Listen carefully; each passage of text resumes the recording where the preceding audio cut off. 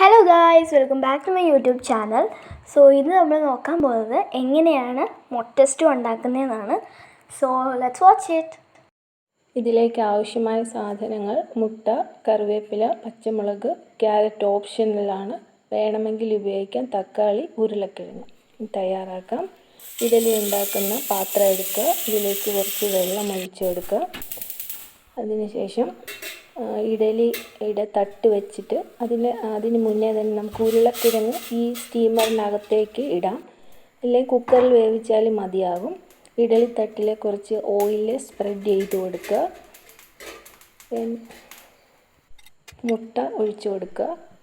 ഉപ്പ്, കുരുമുളക് പൊടി എന്നിവ അതിലേക്ക് വിതറിയ ശേഷം അടച്ച് വേവിക്കാൻ വയ്ക്കുക.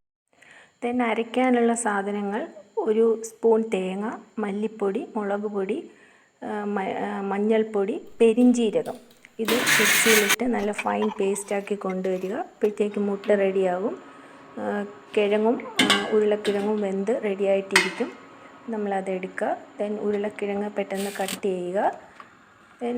പാത്രത്തിലോട്ട് ഓയിൽ ഒഴിച്ചു കൊടുക്കുക. ഓയിലിലേക്ക് കടുക്, വറ്റൽമുളക് ഇളക്കുക. അതിനുശേഷം തക്കാളി അരിഞ്ഞ് വെച്ച് പച്ചമുളകും ഉരുളക്കിഴങ്ങും കൂടെ ഇട്ട് നല്ലപോലെ സ്പ്രെഡ് ചെയ്ത് അടച്ച് വയ്ക്കുക.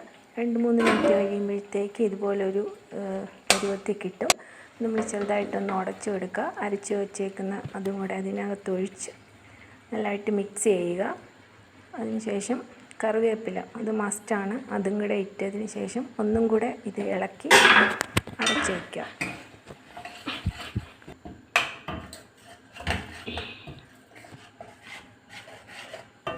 ആവശ്യമാണെങ്കിൽ നമുക്ക് കുറച്ച് വെള്ളവും കൂടെ ഒഴിച്ചു കൊടുക്കാം. അതിനുശേഷം ആവശ്യമായ ഉപ്പും ചേർത്ത് ഇളക്കി നല്ലതായിട്ട് ഇളക്കുക. ഇത് എത്രത്തോളം നേരം ഇത് ആവിയിലിരുന്നു ചൂടാവുന്നു എന്നനുസരിച്ചാണ് ഇതിൻ്റെ ടേസ്റ്റ്. അതിനുശേഷം നമുക്ക് തയ്യാറാക്കി വെച്ചിരിക്കുന്ന ആ മുട്ടയും കൂടെ ഇതിനകത്തേക്ക് ഇട്ട് കൊടുക്കാം.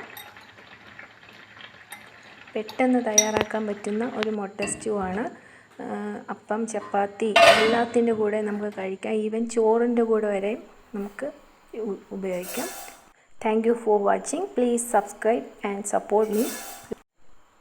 Love you all. Thank you.